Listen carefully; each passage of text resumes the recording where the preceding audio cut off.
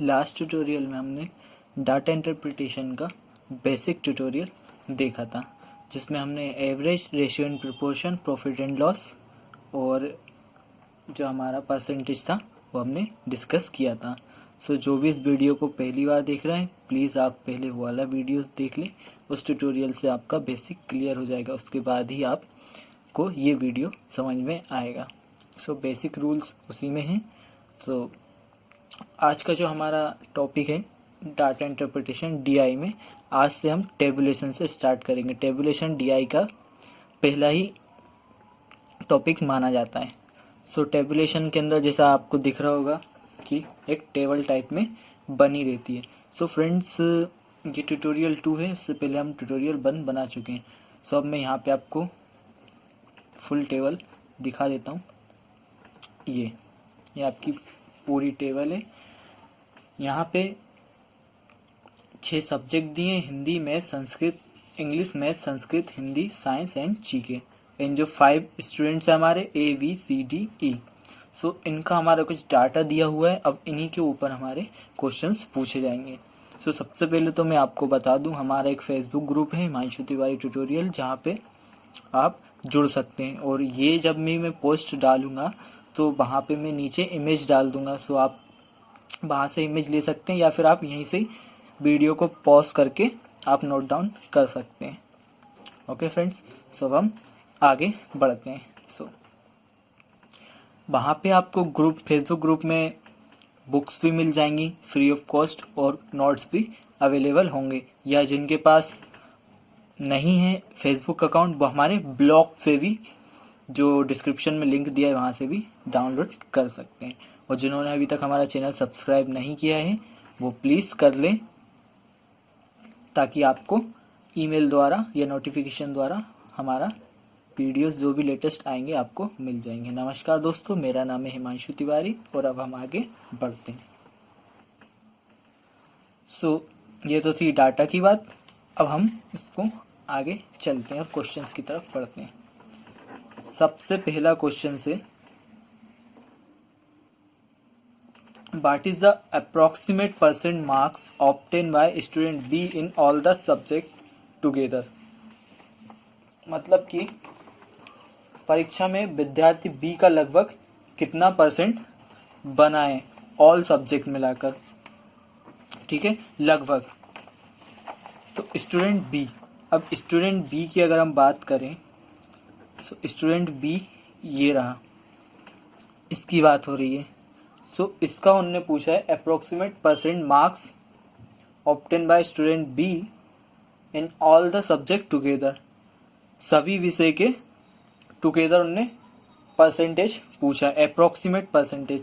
सो जैसा कि हमने परसेंटेज का एक फॉर्मूला पढ़ा था, परसेंटेज का अगर मैं आपको फॉर्मूला बताऊं यहाँ पे, सो हमने देखा था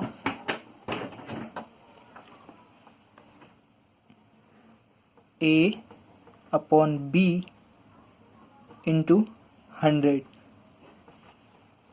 ये पूरा परसेंटेज में कन्वर्ट हो जाएगा। ठीक है फ्रेंड्स, 3 या 4 ही हमने फॉर्मूले देखे थे परसेंटेज में। सो उनमें से ये, जब भी मैंने बताया था किसी एक जो हमारा मान निकालना हो, स्पेशल मान निकालना, अब यहाँ पे स्टूडेंट बी की बात की है, स्टूडेंट बी का निकालना है, और ऑल सब्जेक्ट टुगेदर, सभी सब्जेक्ट को साथ में मिला के निकालना है। सो सबसे पहले हम अगर बात करें, तो अब हम देखते हैं, ये तो हो गए सभी सब्जेक्ट। तो अगर हम सबसे पहले तो हमें बी का टोटल करना पड़ेगा। बी के टोटल करें अगर हम, तो बी का टोटल हम यहीं लिख लेते हैं। अगर हम बी का टोटल जोड़ें, सो पीछे से जोड़ते हैं, 3 0 3 8 3 11 11 और 9 20, 20 का 0 कैरी आया 2, 7 और 2 9 9 6 15 15 4 19 19 4 23 23 6 29 और 29 और 7 36, तो ये 360। तो ये तो थी बी का टोटल 360। ठीक है, मतलब ये हमारा ए आ चुका है, जो हमने अभी ए लिखा है, ए। ठीक है ना, या हमने वैसे ही पढ़ा था A is how much percent of B, ठीक है, वैसा ही थोड़ा लगभग क्वेश्चंस बन रहा है यहाँ पे, ठीक है।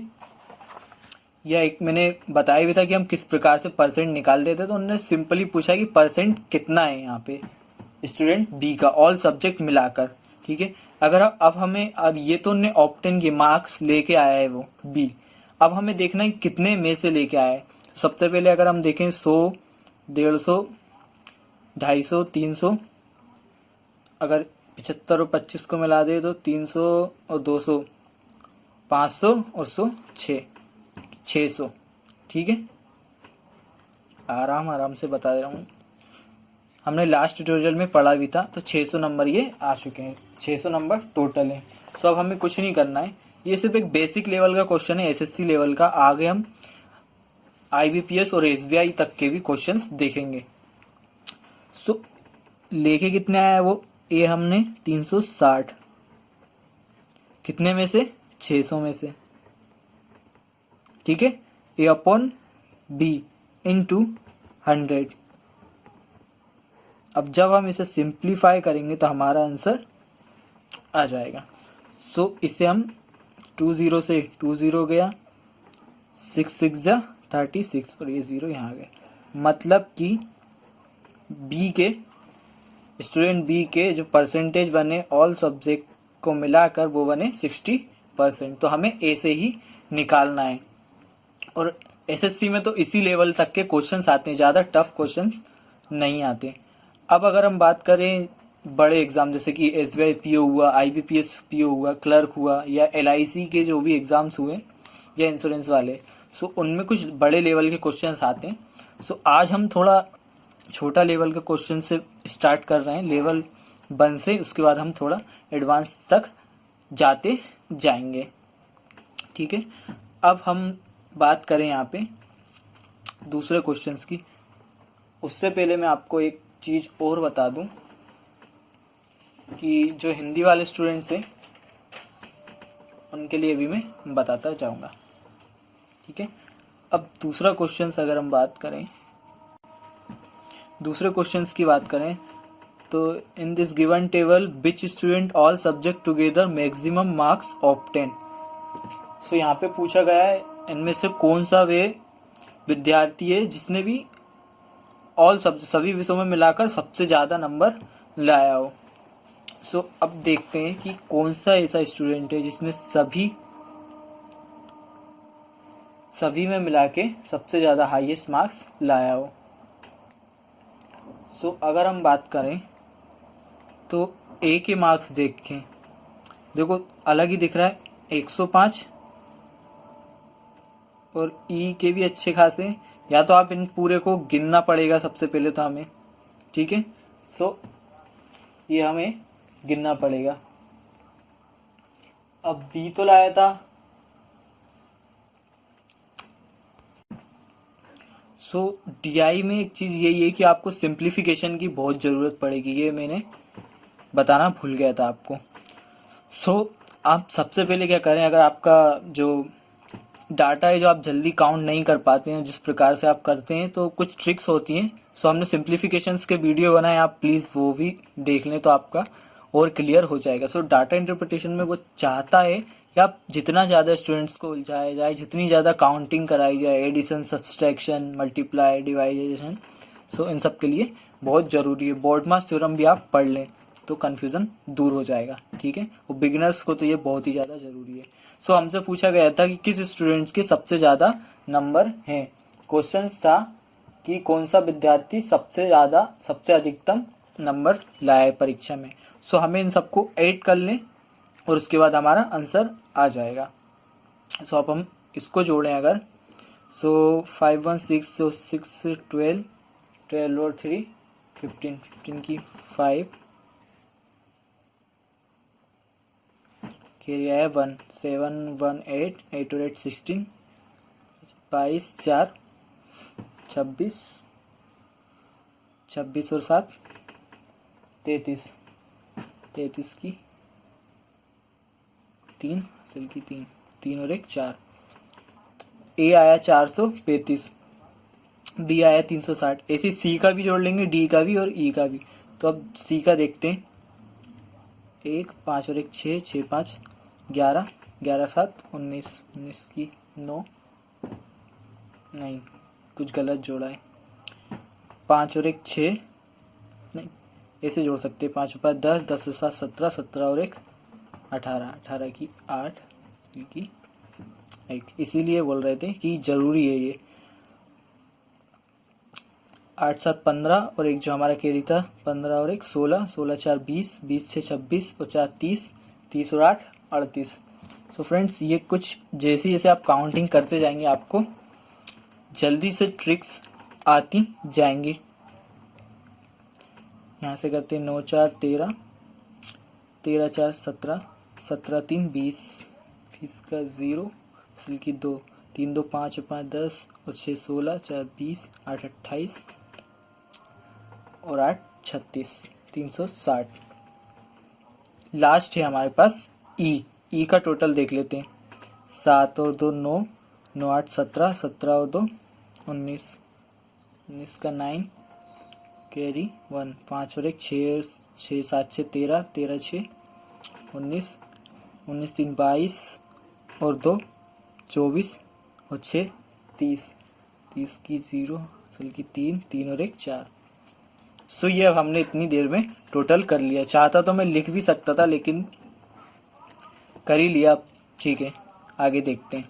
इसके बाद अब देखते हैं कि इनमें सबसे ज़्यादा हाईएस्ट नंबर किसका है। तो फ्रेंड्स अगर हम बात करें तो सबसे ज़्यादा आपको दिख ही रहा होगा कि ए जो था हमारा 435 है। अब एक चीज़ तो आप ये कर सकते हैं कि आप चाहे तो एक तुक्के नाम की चीज़ होती है वो भी लगा सकते हैं एग्ज़ाम में देख के कि कौन सा डाटा ज़्यादा दिख रहा है। तो अगर हम इन सब में बात करें तो इन सब में देखते हैं तो ये ज़्यादा लंबा मतलब 50-50 चांसेस लेने से अच्छा है कि हम डायरेक्ट काउंट ही कर लें, क्योंकि जो बड़े इक्वेशंस आएंगे, बड़ा जो डाटा आएगा हमारे सामने उसमें हमें जोड़ना ही पड़ेगा, वहाँ ऐसा नहीं चलने वाला। ठीक है, खासकर बैंक लेवल में तो आपको जल्दी जल्दी जोड़ना ही पड़ेगा, हम आगे देखेंगे, इसलिए मैंने बता दिया आपको कि जोड़ना पड़ेगा। सो दूसरे क्वेश्चन का आंसर क्या हो गया हमारा ए।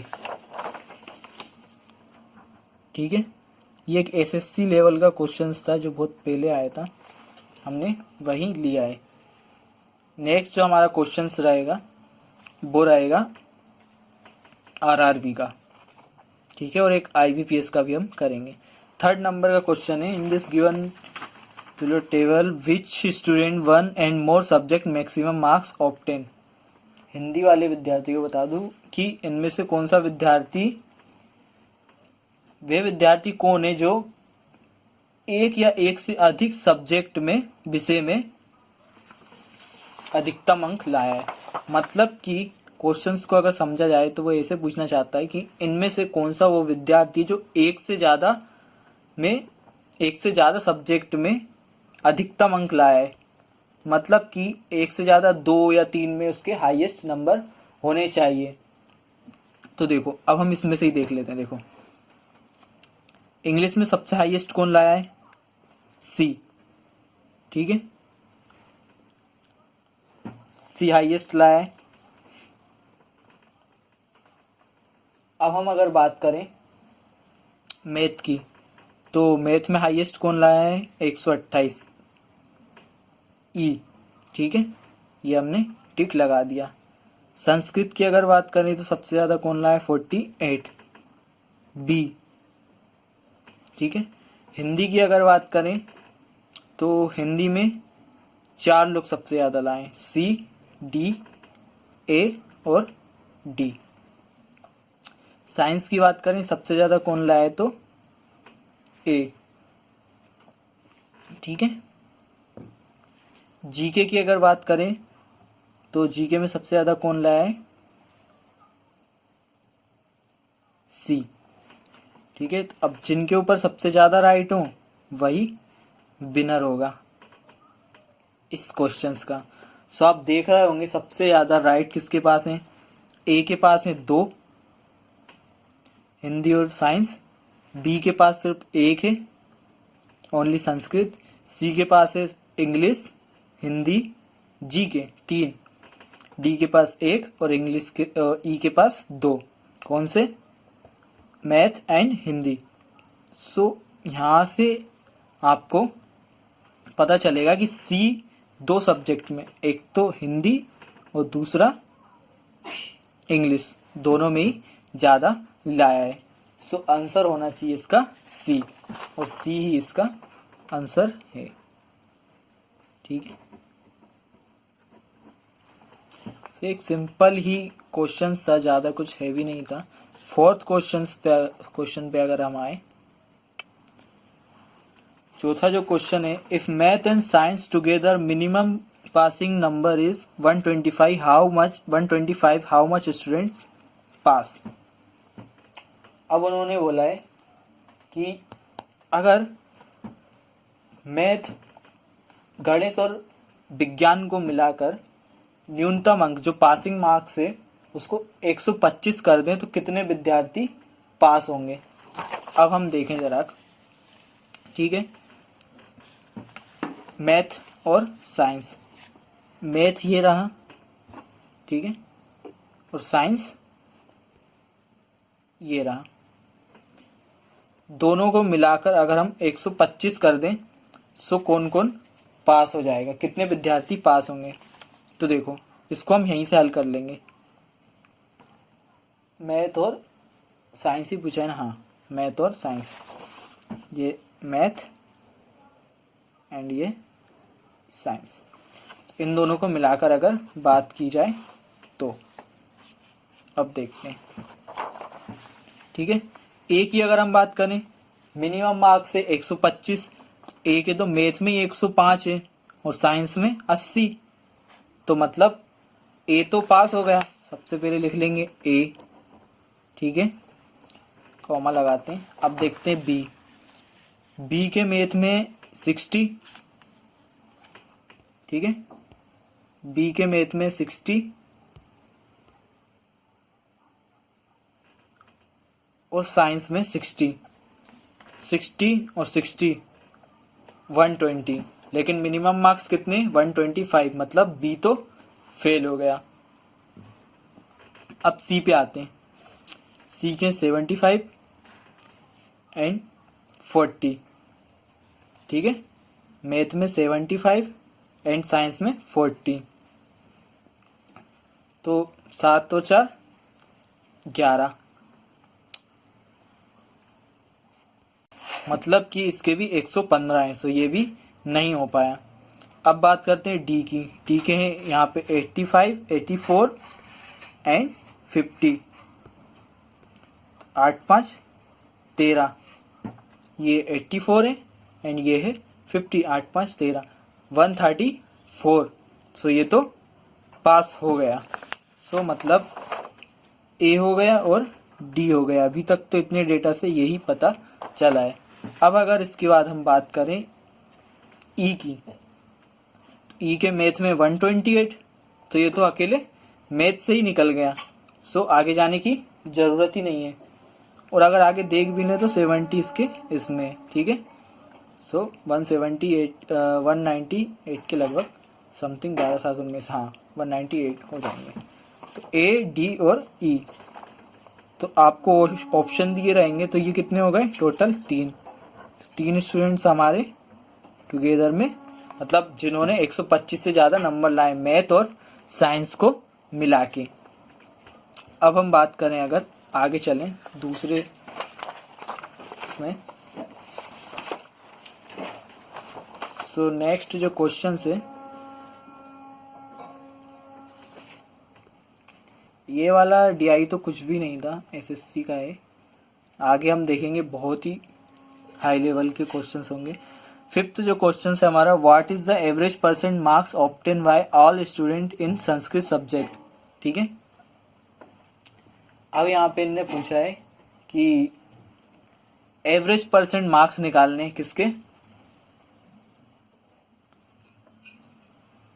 संस्कृत के, ऑल स्टूडेंट के मैथ मार्क्स निकालने किसके? संस्कृत के। सो अब हम सबसे पहले क्या करेंगे, इसका एवरेज निकालेंगे। उन्होंने पूछा एवरेज परसेंट, ठीक है, सभी विद्यार्थियों का संस्कृत विषय में औसत प्रतिशत क्या है। अब हम सबसे पहले आप ये चीज याद रखिए, एवरेज परसेंट, ठीक है, डायरेक्ट आप परसेंट नहीं निकाल देना है कि A is how much percent of B, वो नहीं लगाना है। सबसे पहले हमें इनका एवरेज निकालना है, फिर इनका परसेंट निकालना है, ठीक है। अब हमें क्या करना है कि संस्कृत को लेना है और सो फ्रेंड्स, सब स्टूडेंट की बात की थी, मतलब कि जो पांचों स्टूडेंट हैं उनकी बात की थी, और एवरेज की बात की थी कि इनका एवरेज परसेंट निकालिए। सबसे पहले तो हम इनका एवरेज निकालेंगे, तो एवरेज निकालने के लिए हमें इन्हें टोटल करना पड़ेगा। सो हम संस्कृत के स्टूडेंट्स को टोटल कर लें, 8 6 14, 5 19, 4 23 और 2 25, जिसकी 5 हासिल की 2, 4 चुके 16। देखिए अब ये 4 4 बार दिया हुआ है, तो 1 2 3 4, 4 चुके 16, 16 3 19, 19 और 2 21, तो मतलब कि टोटल आ गया 215। सो इसका तो टोटल आ गया 215। अब हमने एवरेज का फॉर्मूला पढ़ा था कि एवरेज बराबर सम ऑफ प्रोडक्ट या sum of observation upon number of observation, ठीक है। तो सम ऑफ ऑब्जर्वेशन हमारा कितना आ गया, 215, ठीक है। एवरेज का फॉर्मूला यही था ना,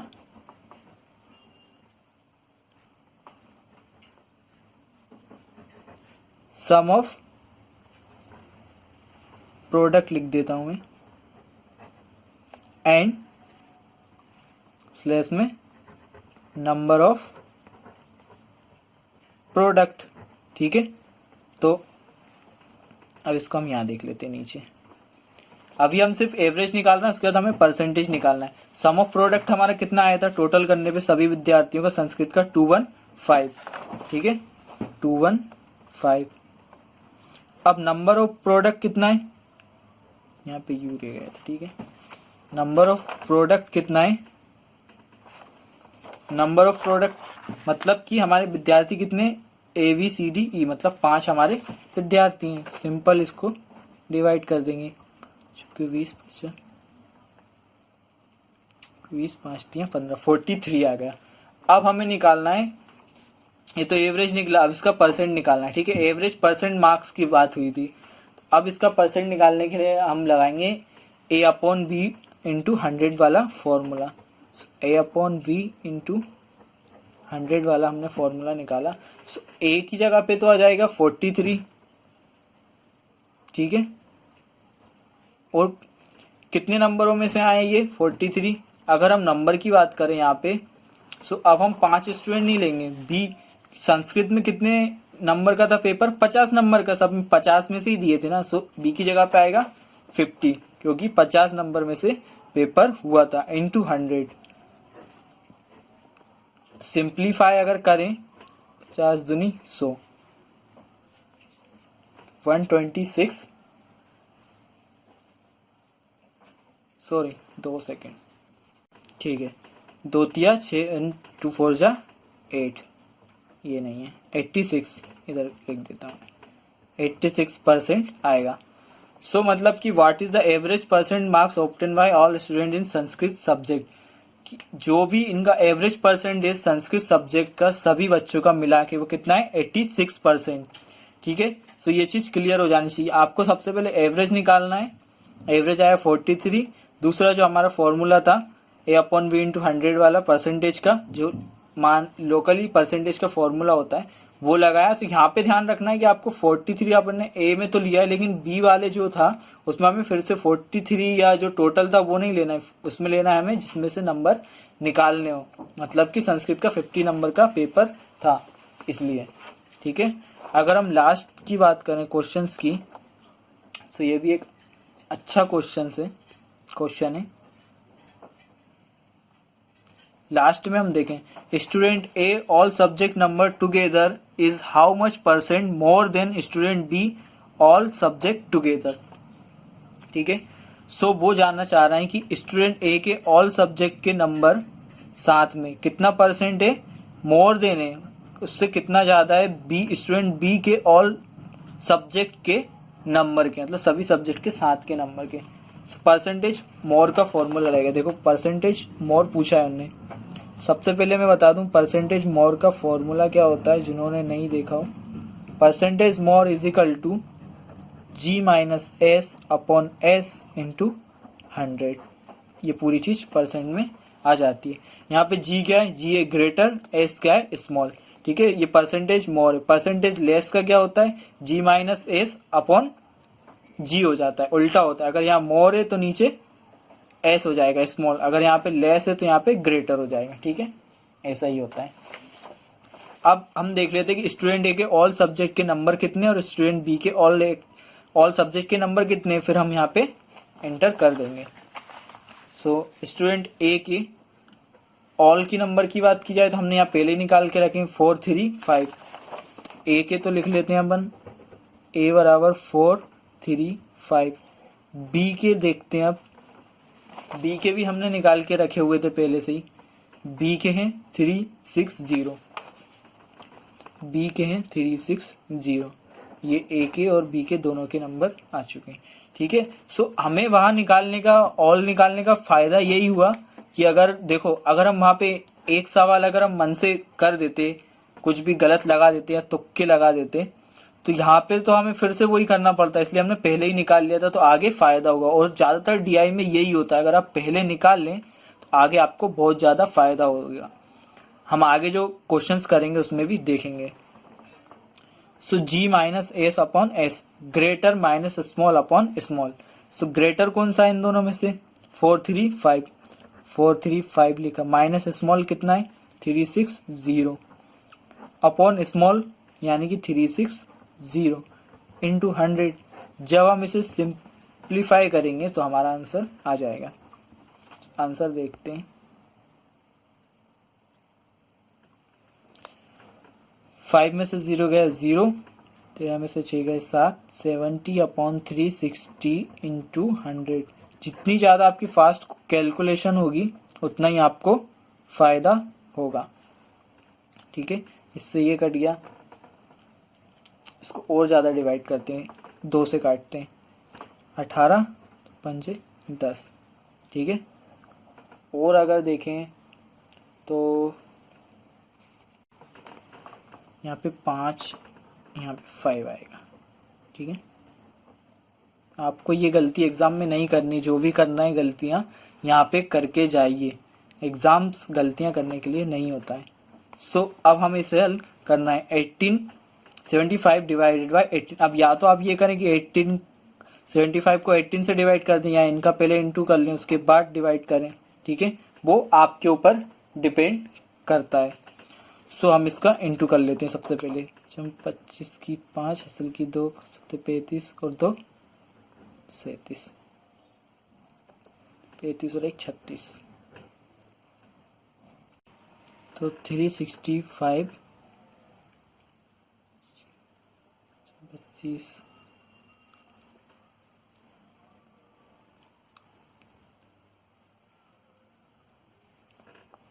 2 सेकंड, 375 हो जाएगा ये।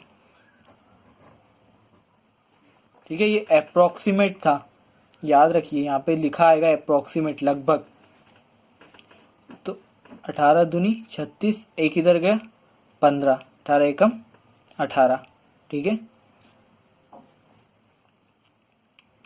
18 दूनी 36, एक इधर गया, 0 बढ़ाया, 0 लगाया, फिर 0 बढ़ाया, पॉइंट लगाया, फिर 8 से ये डिवाइड हो जाएगा, मतलब 20.8%।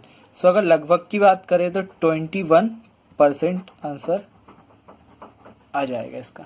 ठीक है, तो आपको डीआई में कुछ नहीं है, बस कैलकुलेशंस आना चाहिए, और जो 2-3 जो ट्रिक है और कहाँ पे फॉर्मूले लगाने जैसे हमने अभी देखा, वैसा ही खेल है इसका।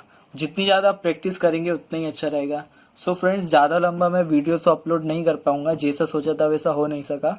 सो जो अब इसके नेक्स्ट लेवल का वीडियो है वो हम अगले ट्यूटोरियल में देख लेंगे, और वो बहुत ही ज़्यादा इम्पोर्टेंट है, आप उसको ज़रूर देखिएगा। ये तो सिर्फ एक एसएससी लेवल का क्वेश्चन था। अगला जो हम एसबीआई पीओ का देखेंगे और एक आरआरबी का देखेंगे। सो फ्रेंड्स, अगर आपको ये वीडियो पसंद आया हो और आप नए हो तो हमारा चैनल सब्सक्राइब करें, और जो हमारे पुराने स्टूडेंट है प्लीज़ लाइक करें और कमेंट करके ज़रूर बताएं कि आपको वीडियो कैसा लगा। Thanks for watching.